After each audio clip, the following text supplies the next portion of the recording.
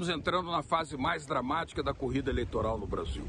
O último debate televisivo entre os dois candidatos mostrou um Lula com ideias coerentes, defensor da Petrobras, contrário à privatização, comprometido com a alta sistemática do salário mínimo, enquanto Bolsonaro limitava-se a fazer ataques morais ao ex-presidente, chegando ao ponto absurdo de associar a imagem de Lula ao narcotráfico. Bolsonaro rebaixa qualquer debate. Quando Lula lhe perguntou quantas universidades públicas havia construído, não respondeu.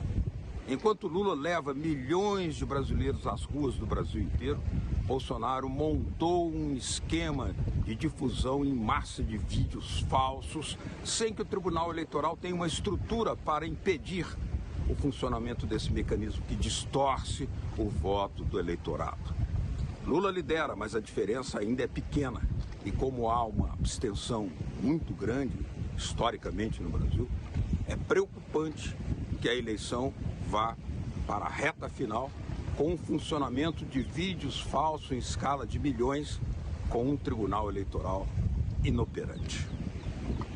Latitude Brasil está começando. Alô, amigos e amigas do programa Latitude Brasil por Telesur. Uma grande satisfação esse nosso novo encontro para buscar explicar o que ocorre nesse Brasil num momento tão eletrizante, no segundo turno da campanha eleitoral, que tem dois projetos completamente antagônicos em disputa.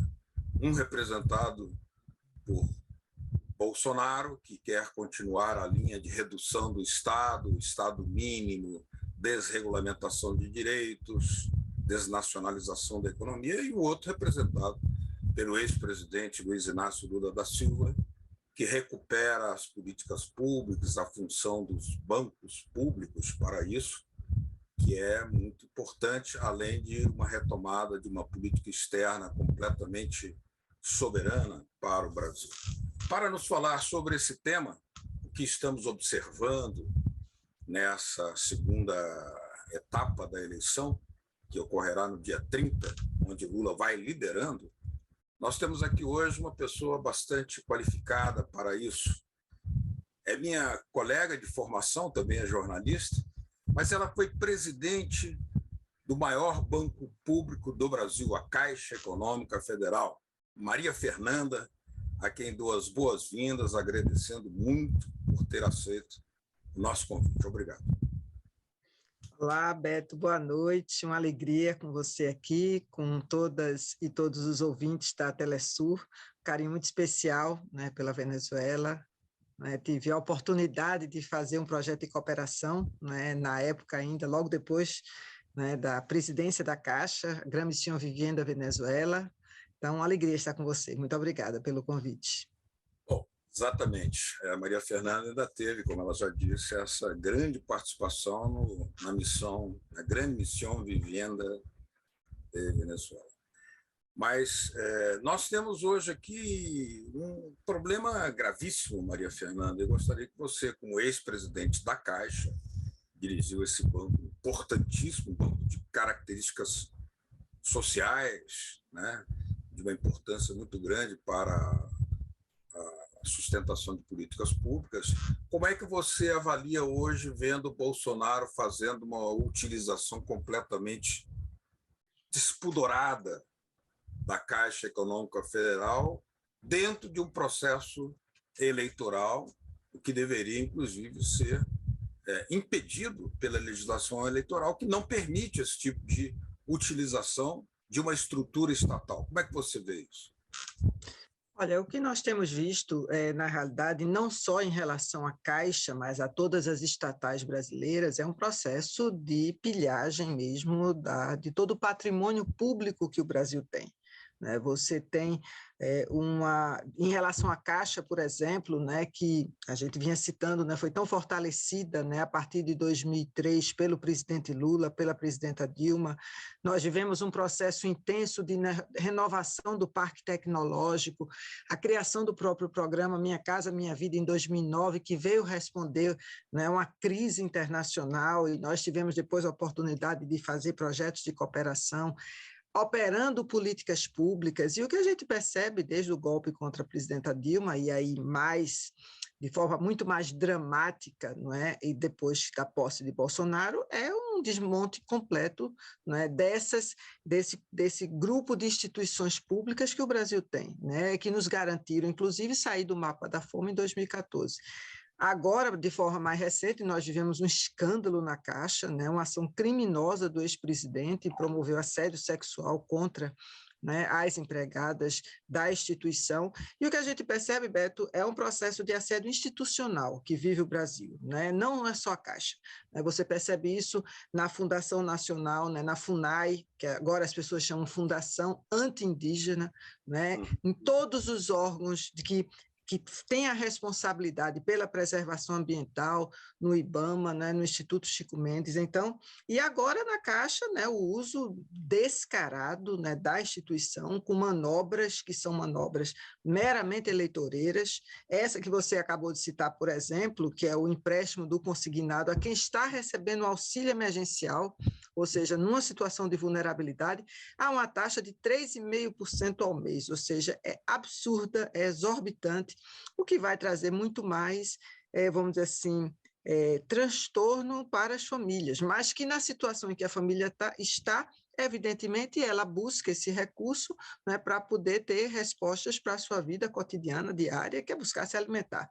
O grande legado, né, Beto, do governo Bolsonaro são 33 milhões de pessoas passando fome no Brasil, e o desmonte completo de toda a rede de proteção social, de políticas públicas que foram criadas nos governos Lula e Dilma. Nós vimos como a Caixa, pela sua capilaridade, de ser o maior banco público do Brasil, ela sustentou projetos de alcance, impactos sociais impressionantes, né? E é exatamente por isso que ficamos mais alarmados por ver a Caixa, inclusive com algumas mentiras e encenações feitas pelo atual presidente Bolsonaro, ao dizer que vai renegociar todas as dívidas das famílias. Se isso for realmente realizado, seriam 4 milhões de contratos, né? 4 milhões de pessoas, mais 400 mil pequenas empresas ou médias empresas, porque o alcance da Caixa era realmente muito grande. Como é que você avalia esse estrago que pode significar para a instituição e o absurdo disso ser feito com características desenvergonhadamente eleitorais? Olha, o que a gente percebe é algo muito grave. Veja, desde 2019, a instituição ela vem tendo seus ativos sendo vendidos, né? Você vem num processo interno, inclusive de grande adoecimento dos trabalhadores. Na pandemia, a Caixa foi a instituição, né, junto com o Sistema Único de Saúde, né, o SUS, esses dois grandes patrimônios do povo brasileiro, justamente que deram a grande resposta à pandemia, ou seja, a Caixa foi quem organizou todo o processo do pagamento do auxílio emergencial. Os trabalhadores da Caixa e as trabalhadoras nunca pararam, em momento algum pararam. E todo o processo, né, de gestão que foi, vamos dizer assim, trabalhado na instituição, foi um processo de dilapidação do seu patrimônio. Para que você tenha uma ideia, nos últimos 3 anos e meio, mais de 50% do lucro, que foi tanto, vamos dizer assim, propagandeado pelo presidente Bolsonaro e pelo ex-presidente Pedro Guimarães, é fruto da venda de ativos da instituição, ou seja, não há nenhuma sustentabilidade, não é, na forma de gestão que foi trazida para a Caixa, além, é claro, como eu já citei, né, do crime do assédio sexual praticado pelo ex-presidente da Caixa. Veja, há diversas ações que poderiam ter sido tomadas, que possibilitariam que as pessoas gerar trabalho e gerar renda para as pessoas. Por que a gente está nesse nível de endividamento das famílias brasileiras? Porque você não teve nenhuma política pública criada pelo governo Bolsonaro que propiciasse a geração de trabalho e renda para as famílias. Você não teve, foi totalmente vamos dizer assim, paralisado o programa Minha Casa Minha Vida, se criou um programa no seu lugar que não teve praticamente nenhuma execução. Nós tínhamos, na época do presidente Lula e Dilma, o programa de aceleração do crescimento, investimentos nas pequenas, nas micro e nas médias empresas, recursos também para que as famílias pudessem criar os seus negócios, isso tudo feito de forma sustentável, ou seja, possibilitando que você pudesse tomar o crédito e, a partir dali, aquilo ali gerar renda. Tanto é que nós tivemos a menor média histórica de desemprego no Brasil na época da presidenta Dilma.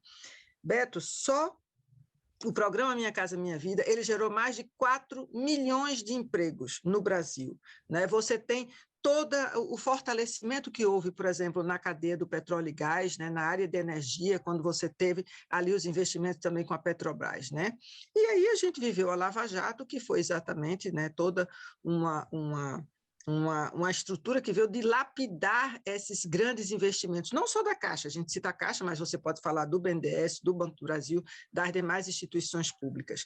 Então, você teria muitas outras condições da Caixa realmente trabalhar de forma sustentável, garantindo às famílias que elas pudessem ter uma condição de trabalhar, de gerar renda, de receber um crédito, e com aquele crédito elas poderem, por exemplo, produzir alimentos saudáveis. Então, você tinha toda uma rede, né, na área, por exemplo, da agricultura familiar, com o programa de aquisição de alimentos, não é, com o próprio PENAI, que era garantindo uma merenda decente. E tudo isso você foi cortado. O governo acabou, né, o programa Farmácia Popular, que era os remédios, o governo acaba com o Programa Nacional de Aquisição de Alimentos, né, com a Conab, ou seja, as cisternas, nós tivemos mais de 1.400.000 cisternas, que é a garantia de água, água para consumo humano, água para produção. O programa também foi descontinuado.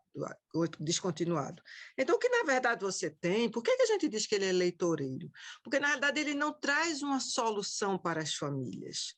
Ele não é uma resposta às famílias. Ao contrário, ele é algo que é dado 2, 3, 4 semanas antes da eleição, né, para que aquilo se torne uma moeda de troca em relação ao voto. Mas o que a gente tem percebido é que as pessoas claramente elas estão percebendo que é um jogo, que é uma política que, de fato, ela não traz uma resposta à sua duríssima realidade, né, que é conviver diariamente sem a garantia, né, de você ter as 3 refeições. Uhum. Bom, nós temos aqui um fato simbólico, né, porque sendo a Caixa um banco de alma social, pela sua forma de agir, pelos seus projetos, seus programas, imagino que você, como ex-presidenta da Caixa, deve sentir uma dor muito grande, porque quando alguém vê alguma imagem do Rio Amazonas, em que os ribeirinhos, quando podem fazer algum tipo de operação bancária, é a Caixa Econômica naqueles bancos, a Caixa flutuante, né? E aí imagino a dor que você deve sentir porque esse símbolo também, né, não é só a venda de ativos, que é, por exemplo, não se revela uma execução de sucesso, né, nas operações bancárias, mas apenas venda de ativos, por isso que dá lucro. Como é que você analisa essa simbologia destrutiva da Caixa Econômica Federal e agora a tentativa de usá-la na campanha eleitoral? Você traz um elemento muito importante, viu? Porque para nós que somos empregadas e empregados, eu trabalhei na Caixa por mais de 28 anos, né? Eu fiz o concurso em 81, entrei na Caixa em 1984, né? Fiquei na Caixa até 2012, é muito doloroso, né? E o que a gente tem visto é que todo esse processo de desmonte da instituição, né? Um processo de esvaziamento, né? Da sua grande essência, da sua grande vocação, que é a vocação pública. A Caixa é uma instituição que faz parte da vida dos trabalhadores e das trabalhadoras brasileiras, seja pelo auxílio emergencial, pelo fundo de garantia, o pagamento, não é, que era o antigo Bolsa Família. Então, todas essas políticas públicas, a casa, a poupança, né, a relação da Caixa com a poupança, né? A Caixa foi criada para ser o cofre seguro das classes menos favorecidas, né? A conquista da alforria pelos escravizados, né, milhões que vieram ao Brasil. Então, é muito doloroso. Muito bem. Não só resistência, como uma oportunidade histórica de revirar tudo isso, né? No próximo dia 30, nós estamos aqui conversando com Maria Fernanda, ex-presidenta da Caixa Econômica Federal, o maior banco público do Brasil, banco social por eminência. E vamos fazer uma pequena pausa aqui no Latitude Brasil. Já voltamos para analisar mais o sentido político, saber a percepção de Maria Fernanda sobre esse segundo turno. Já voltamos. Até.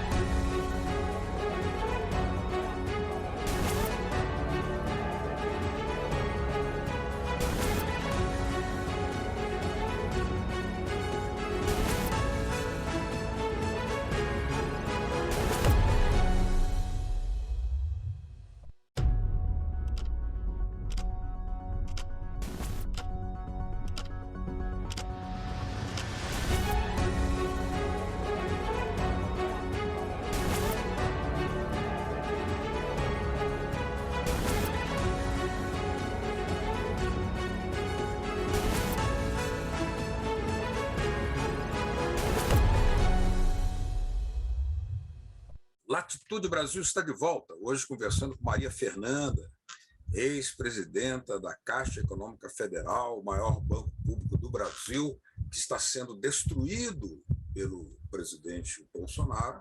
Aliás, ele disse que vinha para destruir, não para construir. Ele falou isso quando tomou posse.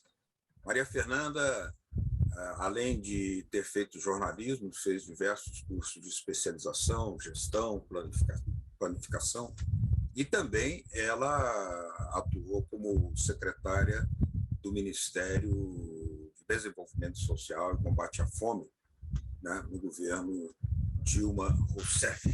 Maria Fernanda também teve a participação muito decisiva e importante naquela colaboração Brasil-Venezuela, quando atuou com a experiência do Minha Casa Minha Vida no Brasil, no programa Grande Missão Vivienda de Venezuela, que já alcançou mais de 4.100.000 moradias equipadas na Venezuela. Grande orgulho ter feito essa colaboração, não, Maria Fernanda? Sem dúvida. Era o presidente Chávez, né? O grande presidente Chávez. O presidente Hugo Chávez. O presidente Hugo Chávez, ele conheceu a experiência do Minha Casa Minha Vida, especialmente no Rio de Janeiro, né? Porque você tinha aquelas encostas ali no Rio que tem uma certa semelhança, né, ali com Caracas, então ele ficou encantado e pediu ao presidente para que a gente pudesse compartilhar essas experiências. Então, eu te diria que a gente aprendeu muito também com a Gran Missão Vivienda Venezuela, né, a forma de organização, né, que o Estado venezuelano tomou para si, né, para pensar, planejar, e tanto é que o sucesso que você acabou de dizer, né, mais de 4 milhões de moradias equipadas, inclusive, das famílias. Só um pequeno ajuste, eu fui secretária executiva do Ministério do Desenvolvimento Agrário, né, então na realidade, foi o desenvolvimento agrário, e foi uma experiência muito rica, né, porque nós tivemos a oportunidade também de conhecer os grandes projetos e investimentos que o país pensou também para a agricultura familiar. E essa experiência com a Venezuela, eu diria que foi de um aprendizado muito grande, né? Inclusive, nesse momento, Beto, eu aproveito para me solidarizar, né? Nós tivemos um acidente climático, né? Numa região lá acho que é Aragua, né? Na Venezuela, então eu vi o presidente Nicolás Maduro, né? Indo lá e prestando a solidariedade, a presença dele, inclusive, nas regiões, é exatamente o oposto do que a gente vê no Brasil, né, quando nós tivemos uma pandemia com um presidente da República completamente ausente, distante, né, ainda debochando das famílias, né, da dor das famílias. Né? Então, realmente, aliás, o presidente Maduro, nós devemos ser eternamente gratos, porque o povo brasileiro em Manaus, no Amazonas, isso, também recebeu a presença solidária bolivariana por meio do oxigênio solidário que a Revolução Bolivariana mandou. Mas, Maria Fernanda, e o segundo turno? Como é que você está vendo? Há uma liderança do Lula. Ontem fala-se 1 milhão de pessoas nas ruas de Salvador. Fala-se isso. Hoje, Aracaju foi um sucesso tremendo. Mas a candidatura de Bolsonaro tem lançado mão de expedientes muito fraudulentos, né, fazendo vídeos que circulam em 30 milhões de visualizações, né, totalmente mentindo sobre a vida do presidente Lula. Como é que você está vendo essa situação que traz uma certa preocupação? Porque quando o TSE reage, já passou, o leite já foi derramado, o estrago foi feito. Mas nós temos que enfrentar essa situação. Como? Nós temos convivido de forma, eu diria, cotidiana, rotineira com as mentiras, né, nesses últimos 4 anos, inclusive no período da própria eleição em 2018. Né, nós tivemos a prisão do presidente Lula com base em fatos, né, indeterminados, ou seja, ele ficou 580 dias preso para ser absolvido em 25 processos. Né? Então, a gente vê que as mentiras, elas, vamos dizer assim, elas são o alicerce desse governo, as mentiras e o negacionismo, negar a ciência. Então, ainda assim, né, Beto, com toda a máquina, com um orçamento secreto, que se chama orçamento secreto, que não é nada secreto, é um orçamento que eles utilizam da forma como querem, não tem prestação de conta, né? Um total conluio entre a Câmara e o governo federal. Ainda assim, nós vencemos no primeiro turno com uma margem de 6 milhões de votos. Claro que a gente sabe que o segundo turno é uma nova eleição, está aí a experiência, né? E a gente tem experiências internacionais muito importantes, nas quais, inclusive, hoje a gente se inspira, né? Se inspira para fazer o diálogo com as pessoas. Então, nós estamos com a experiência do Comitê Popular de Luta, no caso da Caixa, nós temos um Comitê Popular de Luta em defesa da Caixa, nós temos, eu fico aqui em Brasília atualmente, né, no Distrito Federal, nós temos vários comitês nos bairros, não é? Então, tem havido uma resistência muito grande. Agora, a luta é absolutamente desleal, né? O poderio econômico, não é, que o governo Bolsonaro tem, lançando mão, não é, dessas mentiras, desse orçamento, não é, e fazendo todo tipo de, vamos dizer assim, eu diria até de achaques mesmo, né, contra a população, é muito grave, é muito sério. Então, cada vez mais isso nos coloca numa situação de realmente de diálogo, de enfrentamento, de ir para as ruas, né, de mostrar o que é essa plataforma. Agora, eu tenho muita confiança, porque, veja, nós estamos num momento onde você, na realidade, tem a disputa de dois candidatos que presidiram o Brasil. O presidente Lula presidiu por 8 anos, Bolsonaro nesses 3 anos e meio. Então, na realidade, por mais que se conte mentiras, por mais que se digam coisas absurdas, as pessoas viveram. As pessoas viveram o período do presidente Lula, elas viveram o período do governo Bolsonaro. Então, elas sabem exatamente o que está acontecendo.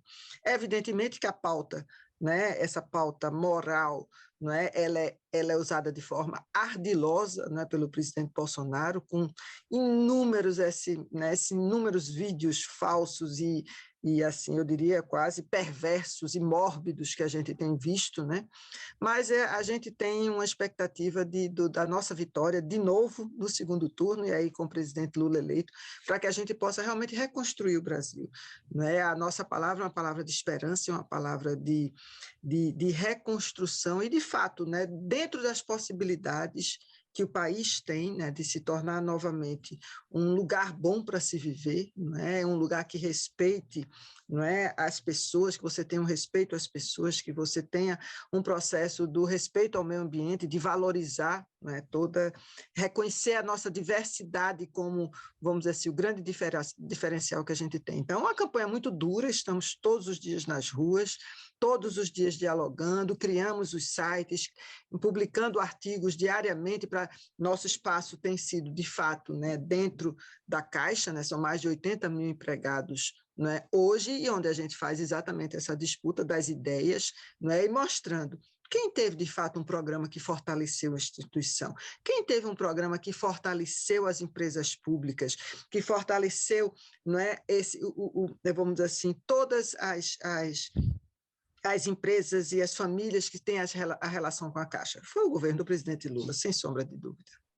Nós temos aí a experiência, né? Como você mencionou, o povo brasileiro tem uma experiência de vida com o presidente Lula e com o presidente Bolsonaro, onde as políticas públicas foram praticamente anuladas, né, no governo Bolsonaro.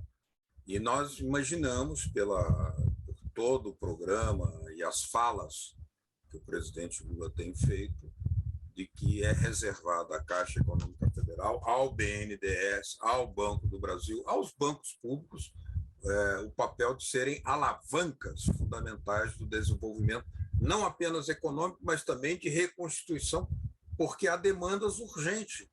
33 milhões de pessoas passando fome não pode esperar muito. Qual é a sua expectativa nesse sentido? Olha, a expectativa, eu diria que o presidente Lula ele tem trazido de forma muito clara quais são os seus compromissos, né? O compromisso com as pessoas, assim como em 2003, né, ele disse muito claramente no discurso da posse, eu quero as pessoas com 3 refeições por dia, a gente volta para ele, infelizmente, né, nós voltamos para esse patamar, mas também ele deixa muito claro, meu compromisso é com as pessoas, é para que as pessoas tenham uma boa vida, para que a gente reduza a violência que a gente tem vivido no Brasil, é um absurdo o incentivo ao armamento como tem acontecido, né, e isso é uma coisa sem nenhum controle, né, ele tem falado também muito no fortalecimento, né, de toda a rede da agricultura familiar no Brasil, que é a produção de alimentos saudáveis, onde a gente possa ter um alimento saudável, né, que chegue às mãos da classe trabalhadora. Então, eu te diria que a Caixa, nesse sentido, é uma instituição extremamente importante. Eu diria que ela é estratégica para o processo de reconstrução do Brasil. Uma, porque a gente tem a capacidade, né, a gente tem uma capilaridade, está presente em todo o território nacional. Segundo, pelo conhecimento, né, que os empregados e as empregadas da Caixa já têm dos processos. Então, por exemplo, você pega o setor da construção civil, é muito rápido que ele recupera, né, e você, muito rapidamente, ele atrai uma mão de obra ali que já começa a trabalhar imediatamente, então você já tem a geração do trabalho, você já tem um setor que está funcionando. Você investir, por exemplo, na produção de alimentos, com 30, 60, 180 dias, você já tem aquele alimento ali sendo produzido, e aí você incentiva, não é, toda aquela cadeia, que é a cadeia produtiva vamos dizer assim, da agricultura familiar e da produção de alimentos. Então, eu penso que a nossa possibilidade de dar uma resposta rápida, não é, principalmente, não é, e como o presidente já disse, no caso do BNDES, investindo nas pequenas e médias empresas, ou seja, toda essa rede, não é, de empresários que estão aí comprometidos, não é, com o crescimento do país, acho que vai ser muito importante. Além, né, Beto, de toda a capacidade de diálogo que o presidente Lula tem com o mundo. Isso ele já demonstrou. Então, a capacidade que ele tem, né, de articular e de a gente buscar recursos também internacionais, que a gente sabe que vai ser muito difícil, mas a gente fazer esse diálogo com o mundo para que a gente também possa ter investimentos externos no Brasil vindo de forma adequada, vai ser muito importante. Não falta luta, não faltará capacidade de lutar. Conversamos aqui com Maria Fernanda, pernambucana, lá da terra de Abreu e Lima, não? Pernambuco, oh meu Deus, ex-presidenta da Caixa, ex-secretária executiva do Ministério do Desenvolvimento Agrário, também é jornalista de formação, entre outras formações. Te agradeço muito, Maria Fernanda, as portas estarão sempre de portas abertas para você aqui em Latitude Brasil. Obrigado. Muito obrigada. A vocês que nos acompanharam em Latitude Brasil, muitas graças, muito obrigado por essa atenção, compartilhando aqui as nossas tentativas de uma explicação cada dia mais detalhada sobre o Gigante do Sul, um país complexo, em transe e com o povo na iminência de recuperar um caminho da democracia com justiça social no próximo dia 30. Obrigado, até o próximo Latitude Brasil. Tchau.